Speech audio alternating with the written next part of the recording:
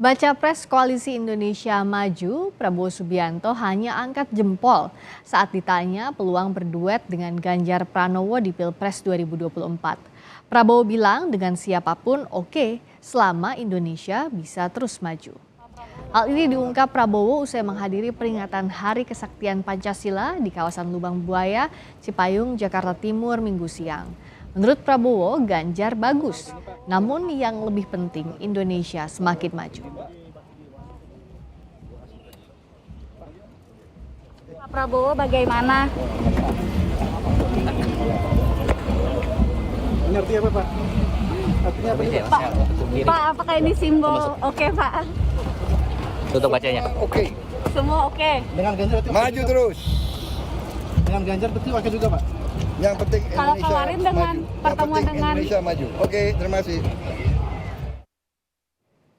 Ketua Umum PDI Perjuangan Megawati Soekarno Putri lewat pidatonya hari ini menutup kemungkinan duet Prabowo Subianto dan Ganjar Pranowo di Pilpres 2024. Megawati juga kembali menyinggung soal Presiden Joko Widodo sebagai kader dan petugas partai. Apakah ini merupakan isyarat agar Jokowi sepenuhnya mendukung Ganjar Pranowo? Kita akan bahas bersama Direktur Eksekutif Poltreking, Hanta Yuda. Selamat malam waktu Jakarta, selamat sore. Betul ya Mas Hanta ya, kalau di Mekah, Arab Saudi saat ini. Terima kasih sudah menyempatkan gabung. Mas Hanta masih di mute, mohon maaf. Tolong di unmute. Ya, selamat malam. Ya, makasih sudah gabung dari Jakarta. Mekah Mas Hanta. Terima kasih sama-sama. Nah, bicara soal pernyataan Bu Mega tadi di Rakernas PDI Perjuangan, yang pertama yang di-highlight soal jangan dengarkan isu duetnya Prabowo Ganjar. Apa yang Mas Hanta baca dari respons Bu Mega yang sekaligus ini kan mematahkan isu dua poros artinya ya Mas? Iya, betul Priska. Per hari ini kita lihat tendensi terkuat itu memang tripolar, 3 poros. Isu tentang 2 poros itu sampai hari ini, per hari ini saya lihat potensinya makin mengecil.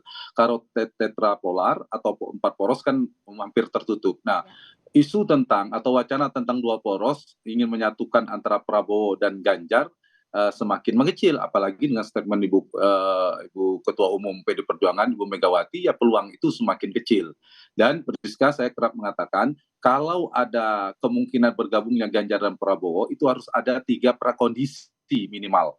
Satu, kalau ada situasi di mana misalnya elektabilitas Anies Baswedan yang dianggap kompetitor di antara 2 poros keberlanjutan ini, Anies mengusung perubahan, tiba-tiba melejit Anies. Ini misal saja. Ya. Sehingga memaksa atau mereka terpaksa harus bersatu. Itu sampai hari ini kan tidak, tren itu tidak terlihat. Anies tidak terbendung, tidak ada. Yang kedua, kalau ternyata terkoreksi elektabilitas antara Ganjar dan Prabowo, tiba-tiba ada satu yang melejit naik atau salah satu tiba-tiba turun sehingga levelnya ada jadi capres dan cawapres. Itu juga tidak ada. Masih relatif kompetitif dengan simulasi 3 pasang. Dan ketiga, harus ada kesepakatan, negosiasi baru, deal baru antara Ibu Mega dan Pak Prabowo. Nyatanya itu terkonfirmasi dari Ibu Mega tidak ada. Karena itu peluangnya sangat kecil menurut saya. Dan sebenarnya sempat muncul isu duet Prabowo Ganjar yang sempat juga sampai ke Bu Mega. Ini siapa yang paling diuntungkan kalau duet ini terjadi? Katakanlah Prabowo Ganjar atau Ganjar Prabowo? Ya, yang kalau kita lihat dari Kingmaker ya, yang paling happy, yang paling diuntungkan adalah Pak Jokowi sebagai presiden yang menginginkan agar penerusnya adalah orang yang mengusung keberlanjutan untuk meneruskan program Pak Jokowi. Kenapa itu diperlukan? Ada kepastian yang akan menjadi presiden itu peluang besar menang ya, bertarung 2 kekuatan besar digabungkan itu memiliki potensi menang kuat. Itu kabar baik buat Pak Jokowi dan kubu Pak Jokowi, tapi juga kabar kurang baik buat Pak Anies Baswedan karena menjadi kompetitornya menjadi sangat berat. Jadi saya kira isu ini mungkin saja diperlukan kalau kemudian ada anggapan, ada analisa, ada kalkulasi politik dari Pak Jokowi dan elit politik di sekitar Pak Jokowi kalau melihat Pak Anies itu sebagai ancaman. Tapi kalau misalnya Anies Baswedan tidak dianggap ancaman untuk masuk ke putaran kedua atau dengan asumsi Anies sulit untuk masuk putaran kedua, kemudian Ganjar dan Prabowo yang dianggap masuk putaran kedua juga relatif masih aman bagi Pak Jokowi. Ya. Siapapun yang akan masuk ke putaran kedua, menangnya menangnya Ganjar atau Prabowo itu tidak masalah karena keduanya mengusung keberlanjutan. Mas Hanta, artinya kalau dua poros dengan pernyataan Bu Mega tadi tampaknya sih nggak ada lah begitu. Dan apakah Mas Hanta juga melihat bahwa sekarang fokusnya antara Mas Ganjar ataupun Pak Prabowo itu lebih ke mencari siapa cawapresnya? Terutama kalau dari nama-nama yang muncul kayaknya Jawa Timur ya yang lagi diincar karena muncul namanya Bu Khofifah, juga ada Pak Mahfud begitu. Iya, betul. Sekarang karena tren tripolar, 3 poros yang menguat, maka isu yang paling kuat itu ada isu menentukan siapa cawapres. Karena ini penting, antara Pak Prabowo dan Pak Ganjar ini kan elektabilitasnya relatif kompetitif, Friska. Karena itu keduanya kenapa belum juga mengusung nama? Menurut saya satu, karena faktor saling intip strategi. Ibarat main catur, begitu bidak putih bergerak, bidak hitam itu akan menyesuaikan, beradaptasi menyusun strategi. Jadi saling tunggu bagian dari strategi. Yang kedua, memang mungkin di masing-masing Mas Ganjar maupun Pak Prabowo itu belum mengerucut namanya. Punya 3 atau 2 nama yang sudah mulai mengerucut, tapi belum ke 1 orang, jadi belum tunggal. Itu menyebabkan belum diumumkan. Yang ketiga adalah ada faktor-faktor non kuantitatif yang dipertimbangkan. Seperti tadi Friska tanyakan, faktor siapa di NU dan seterusnya. Selain faktor kuantitatif, karena Jawa Timur, kenapa Jawa Timur penting? Karena Pak Prabowo basisnya Jawa Barat. Menurut saya siapapun wakil Prabowo, siapapun wakil Mas Ganjar, Mas Anies, sulit mengalahkan Pak Prabowo di Jawa Barat. Prediksi saya pemenang Jawa Barat tetap Pak Prabowo. Situasi hari ini per datanya. Sebaliknya di Jawa Tengah, siapapun wakilnya Pak Prabowo maupun Pak Anies itu sulit mengalahkan Pak Ganjar Karena memang basisnya paling kuat di situ ya. berada di Jawa Tengah. Nah, karena ada 3 provinsi lumbung penentu, Jawa Timur menjadi yang disasar oleh Pak Prabowo maupun Pak Ganjar konteks ini. Apalagi Pak Anies sudah caimin dari Jawa Timur. Jadi itu yang menyebabkan Jawa Timur menjadi penting. Yang kedua adalah basis NU. Dan ketiga faktor cawapres tadi juga mempertimbangkan faktor-faktor kalau ada non elektoral yang kejutan. Misalnya tiba-tiba Gibran maju jadi cawapres, MK mengabulkan, itu kan harus ditunggu PDIP akan seperti apa sikapnya, siapa yang akan dimunculkan dan seterusnya. Nah, jadi ya, menurut saya faktor kemungkinan mereka akan bersatu makin kecil. Ditambah satu lagi saya tambahkan, antara Pak Prabowo dan Pak Ganjar ini merasa kedua-duanya kelasnya capres. Dari sisi PD Perjuangan merasa partai besar, Pak Prabowo merasa koalisi besar.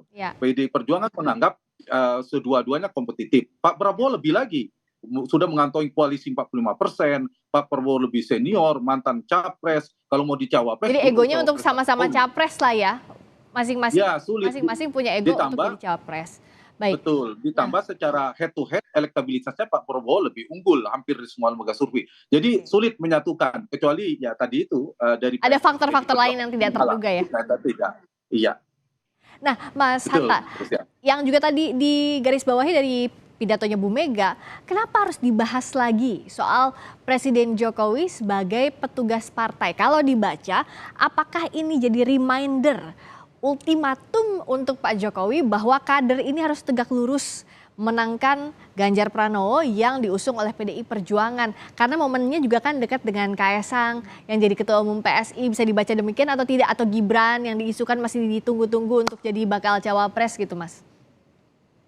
Iya, memang itu ya yang diperlukan. PDIP tentu membutuhkan membentuk persepsi publik bahwa Pak Jokowi sepenuhnya totalitas mendukung Mas Ganjar berada di PDI Perjuangan. Karena Pak Jokowi adalah PDI Perjuangan. Tapi nyatanya dalam realitasnya, Friska, dalam persepsi yang berkembang itu kan Pak Jokowi terbelah.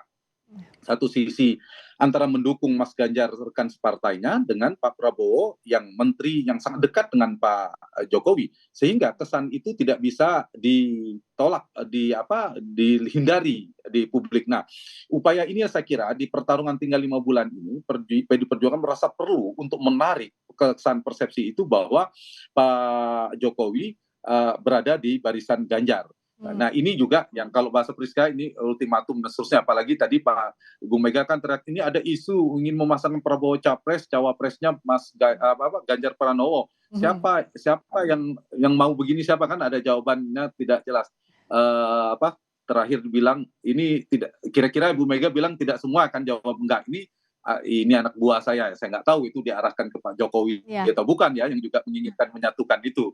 Nah ini jadi saya kira memang Pak Jokowi diperbutkan dalam konteks ini yang kerap saya analisa karena Pak Jokowi punya efek elektoral karena approval ratingnya masih tinggi, Friska, karena basis pemilihnya juga masih lumayan tinggi dan itu diperbutkan. Beda kalau Pak Jokowi 40-50% tingkat kepuasannya, tapi kan 70-80 karena itu diperbutkan oleh dua Ganjar dan Prabowo yang mengusung Apa keberlanjutan karena dibaca kedua. kayak gini Mas Hanta sebagai kader kok kayaknya Ya. belum mengarahkan dukungan, tapi bahasa yang dipublikkan masih ojo ke susu begitu. Artinya belum mengarahkan ke siapapun. Apakah karena posisinya sebagai presiden juga tidak mungkin mengarahkan dukungan sejak saat ini? Iya, tentu itu secara beliau sebagai kepala negara, kepala pemerintahan tidak etis memang secara terang benderang. Satu sisi itu. Sisi yang lain juga kita tahu gaya komunikasi politik Pak Jokowi, personalitinya juga jangan diharapkan Pak Jokowi akan menyampaikan bahasa secara terang, belak-belakan, Priska. Pak Jokowi kan kerap mengirim simbol, kode-kode politik, signal-signal politik. Itu gaya Pak Jokowi. Nah, kalau ini yang terjadi, maka sampai 5 bulan ke depan, dugaan saya, kita akan melihat ini, bahwa Pak Jokowi berada di dua kaki. Berada di PDI Perjuangan, tapi sebenarnya juga mengusung kedekatan dengan Pak Prabowo, kerap bersama, apalagi misalnya, kalau kemudian PSI yang ketua umum sekarang Kaisang, mendukung Pak Prabowo, itu semakin tidak separuh lagi, sudah kecenderungan kuat ke Pak Prabowo. Apalagi kalau ditambah Mas Gibran. Nah beda, kalau Mas Gibran jadi cawapresnya Prabowo, itu udah lain cerita. Saya kira tidak terkesan dua kaki lagi. Pasti kesan publik badan Pak Jokowi sepenuhnya totalitas berada di Prabowo. Tapi kalau misalnya asumsinya wakilnya Pak Prabowo adalah Pak Erick Thohir atau siapa, kemudian wakilnya Ganjar Pranowo siapa, maka kesan Pak Jokowi terbelah atau mendukung di antara dua calon ini akan semakin terus terjadi ya. Kita lihat ada kedekatan Mas Ganjar, tapi tunggu saja beberapa hari kemudian itu menunjukkan juga kedekatan dengan Pak Prabowo. Lihat saja setiap selang waktu beberapa hari Pak Jokowi menunjukkan kedekatan juga dengan Pak Prabowo.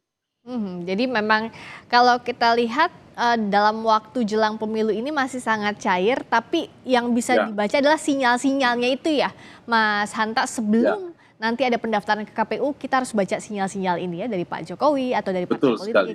Ya, terima kasih Mas Hanta Yuda, Direktur Eksekutif Poltreking. Terima kasih telah bergabung di Sapa Indonesia Malam.